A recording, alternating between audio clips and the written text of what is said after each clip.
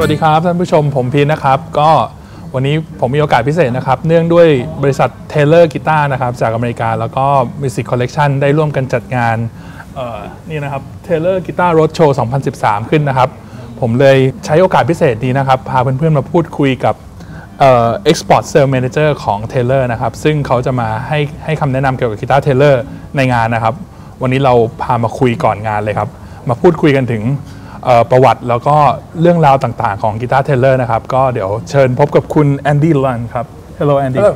Okay. Nice to have you here. Thanks. Okay. First of all, can you share us about the history of Taylor guitar? Sure. Well, it's a 40-year history. So I have to kind of skip some parts because otherwise it would take a really long time. But in 1974, Taylor Guitars was started by Bob Taylor. Bob Taylor. And his partner Kurt Listug. At the time, Bob was 19 years old. Wow. And Kurt was 21. Wow. So they were just a couple of kids who didn't really know a whole lot about life in general or about business, but they learned really hard, and it's actually quite an amazing success story because it kind of proves it sets an example of what you can do when you make your mind up to proceed to proceed no matter what the odds are against you. Yeah. Over the years they had many failures, many setbacks, but they just couldn't imagine doing anything else. It's what was in their heart.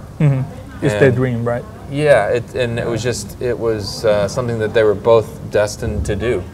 And from the very beginning, Bob has been more on the building, production, guitar design side of things, and Kurt's kind of been more on the business side of things. So they've made a really nice partnership, one that is sort of like a marriage. One that works. Each one of those people, each Bob and Kurt, each brings certain things that they're really good at, and together they've grown this company from just the two of them in the beginning to now a company that has over 800 employees. Wow. And 2 factories, a warehouse in Amsterdam, a sales staff in Europe, an ebony mill in Cameroon, Africa, and we currently, depending on demand, are building 500-600 guitars every day at Taylor Guitars. Wow! Start from 2 persons. From 2 people who, you know, and in the beginning they spent weeks making 1 guitar, and then they figured out how to make 2 guitars in 2 weeks, and now to like, the point where we have 500 to 600 guitars every day. Every day. Being built. Okay. So, what is your philosophy of making guitar?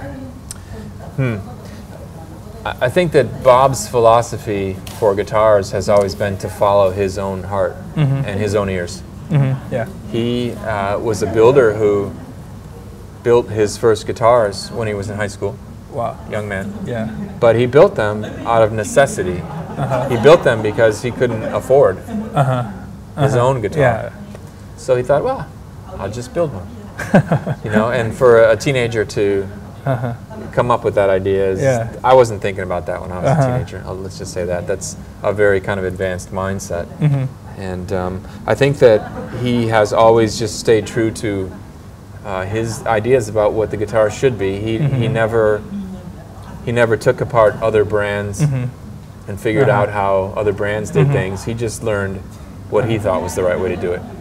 And as a result, he's had a great impact on the whole industry. The whole guitar industry as a whole has been affected by his ideas and what he thinks is right. Wow, that's cool. So a lot of the things you see from Taylor Guitars are just because somebody in the design department thought it would be a cool idea. Not because we were trying to find a market niche or to fill a specific need. It was just kind of like, well, I wonder what would happen if we just made this little guitar, and then all of a sudden we had a baby, the baby Taylor, which kind of redefined travel guitars. 15 years later, we have the GS Mini, which kind of sets a new standard for travel guitars. So I think Bob's philosophy has always been to do what I don't mean to speak for him, but Yeah. I think that what he has Yeah. always followed is his own idea, Uh-huh. and what's true to his heart and true to his nature, and that's why he's been successful. Okay.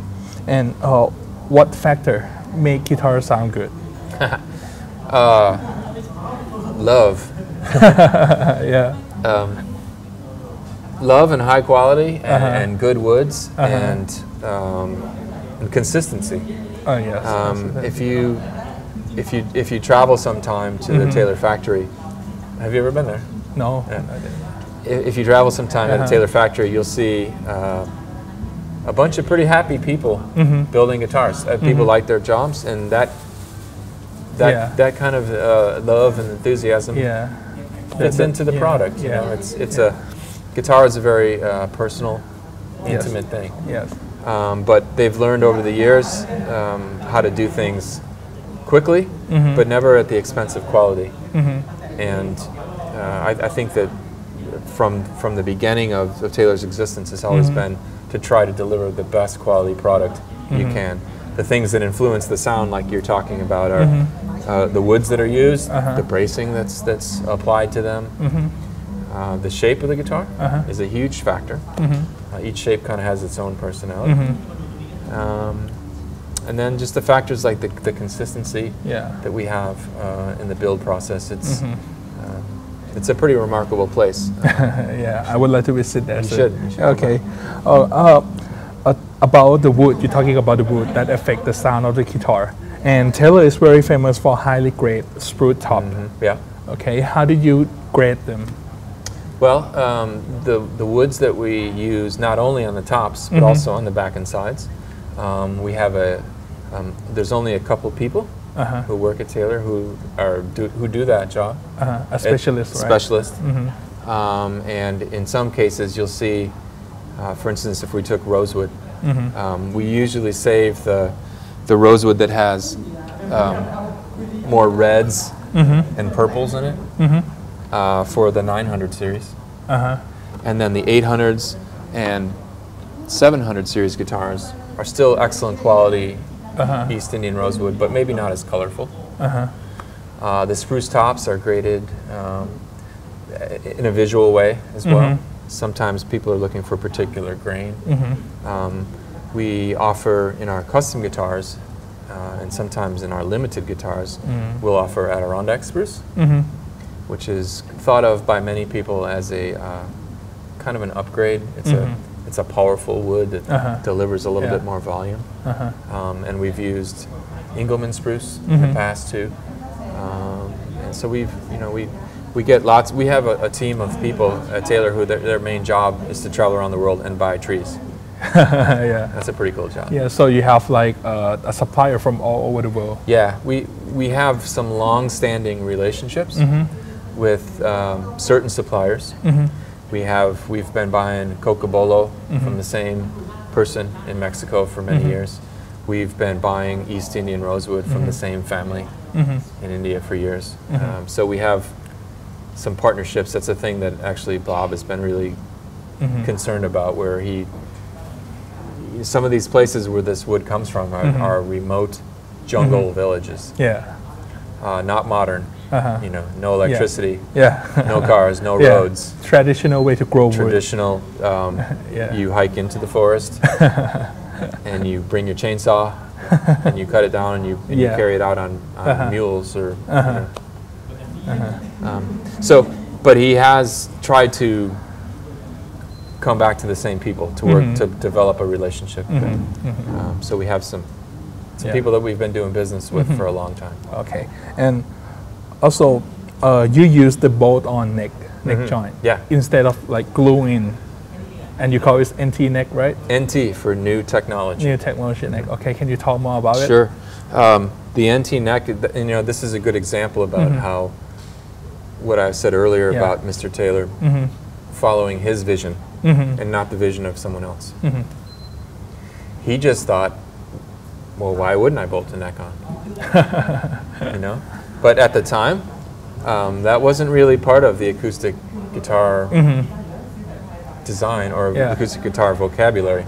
Most acoustic guitars are traditional joint is called a dovetail joint, where it's glued together.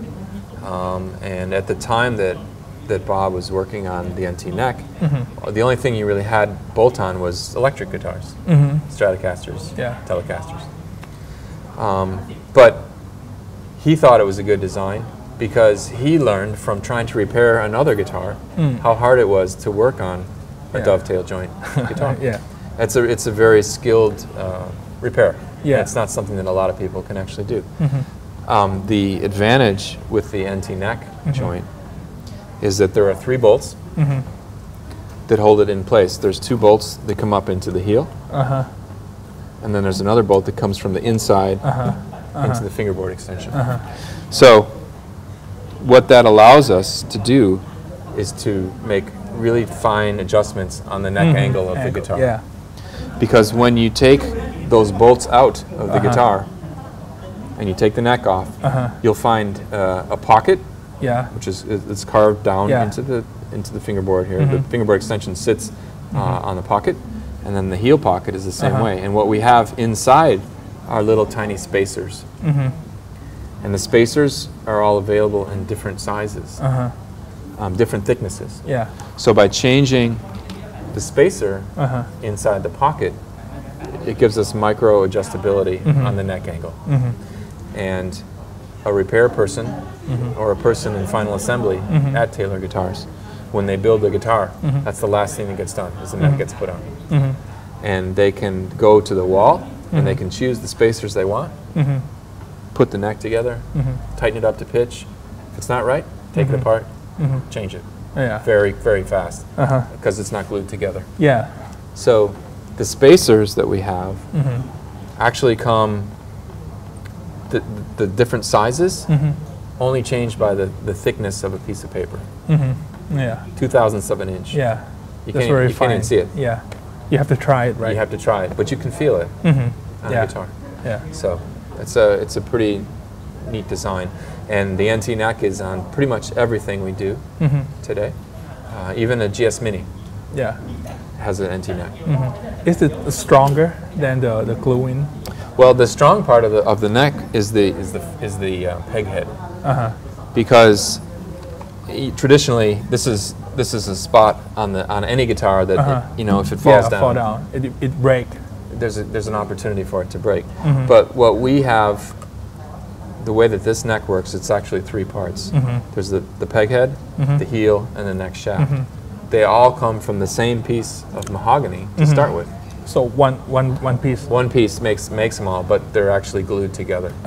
And the joint that the peg head and the neck make together is called a scarf joint. And the scarf joint is far stronger than a single piece of wood. Like twice as strong. So the idea is that the scarf joint, we do the NT neck because it's for 2 reasons. It's a very stable neck.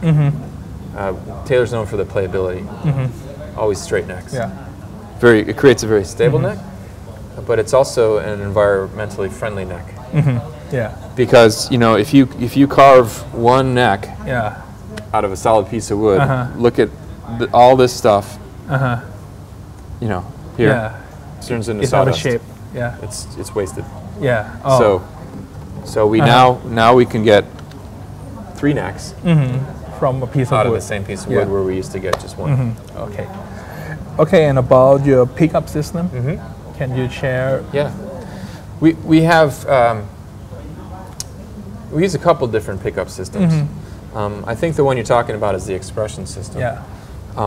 The expression system pickup is on the 300 series guitars and higher. On the 200 series guitars and lower, we use what's called the EST. Okay, 2 different kinds of pickups. But the expression system is our design. It's been out for about 10 years now. And the expression system consists, it's actually more of a term than a product, because it evolves all the time. Expression system.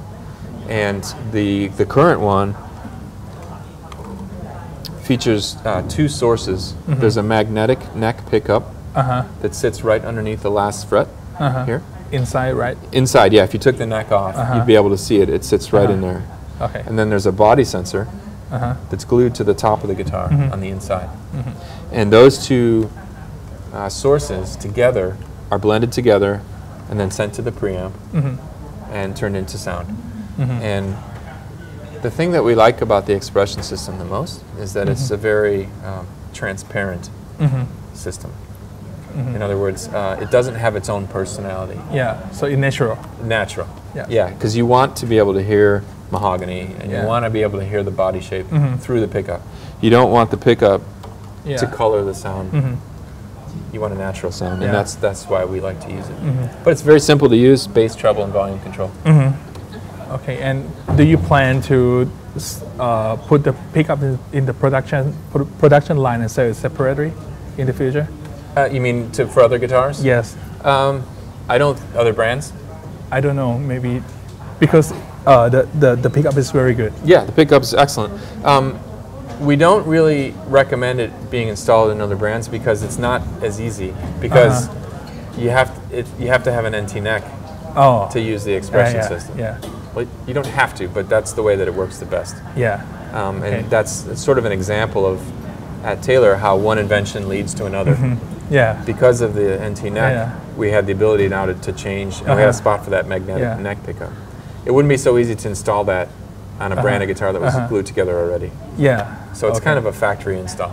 We can upgrade people's, if they have an earlier expression system from 2005. So you mean they can send upgrade it to the 2010 version? Yeah. By sending to the factory, Yes. right? Yeah. Okay. Yeah. So we can upgrade within somebody who already has an expression system. Okay. And what about your product range at the moment? We have products that range from very exclusive, very rare, very beautiful Brazilian rosewood guitars, all the way down to Baby Taylor. And so there's products for all price ranges. The neat thing about Taylor is that as a musician and a guitar player, you can kind of grow. We'll have a guitar ready for you however you grow in your career. Yeah. If you're just a beginner and you just want to learn how to play, you're fine. And then if 2 years later you're tearing it up and you sound great and you want to step up, then maybe we step you into a next guitar. And then of course there's beautiful pieces of artwork that we make that become family heirlooms. And they'll last forever as long as you take good care of them. The main difference though in our lineup is that the 200 series and below are laminate back and sides. And then the 300 series and higher are all solid wood. Okay. And you're talking about, it lasts forever. Yeah. Okay, but in Thailand, there's a high moisture. Yeah, lots of moisture. Yeah, and hot weather. Yeah. How to keep and maintain the guitar correctly, properly? Yeah, good question. We've been talking about that a lot in this last couple of days.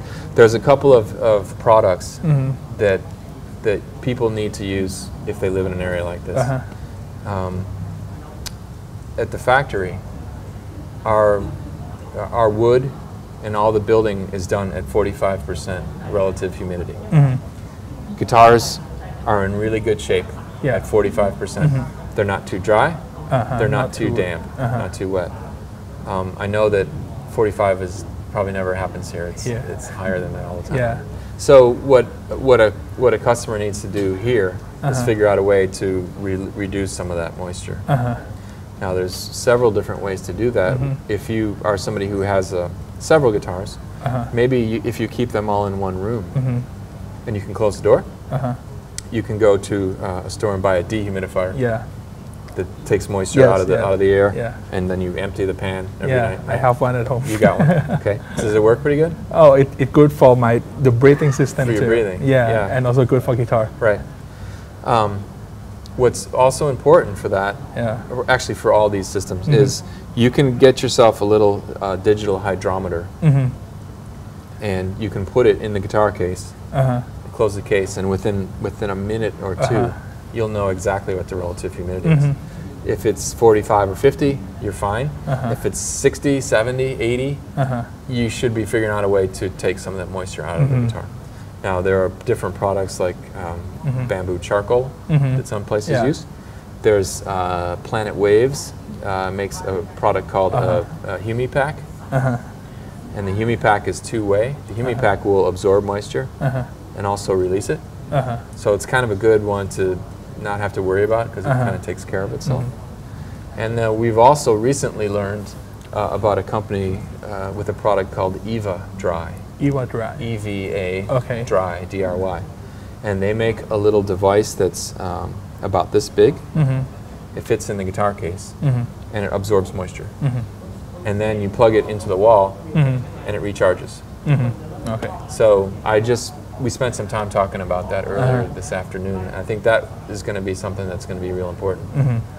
Because anything that is all solid wood, whether it's a violin or a cello or an upright bass, guitar, piano. Yes, also piano. all those products, all those instruments have to be taken care of because if they get too damp, it's not good for them. They swell, and they also just don't sound that good because they're full of water. Okay. Okay, so if the audience want to buy a Taylor, but you have a wide range of the instrument, so any advice or tip on how to choose the correct guitar for them? Sure. We have what I normally start with when people ask me that question is I give them a short little demonstration on body shapes. We make 5 different body shapes. And our most popular shape is the Grand Auditorium, the GA. GA, yeah. The Grand Auditorium is a great shape for people who do lots of styles, which is most of us. Yeah, overall, right? Overall, yeah. Yeah, because most of us, we strum, we play some jazz chords, we work, you play blues licks, you sing finger picking. Grand Auditorium is great for all of that, and it's also very comfortable guitar. If you want something with a little bit more bass sound to it, a little bit louder in the lower mid-range, the Grand Symphony is another good choice. On the other side, if you want something a little bit lighter and even more comfortable, the Grand Concert is the smallest guitar we make. Great for fingerstyle, really comfortable, especially for somebody who's not really tall. And then we also have the new one, the Grand Orchestra, which is a big, loud guitar, but also very balanced too. And then we have a Dreadnought, which is a traditional kind of shape, with a traditional sound. So I think that's a good spot for somebody to start, is just to kind of learn a little bit about the body shapes and the characteristics that each body shape has. And then from there, you can start to listen to different tone woods and figure out which one works for your ears. Okay. So the last one, why Taylor? Why not?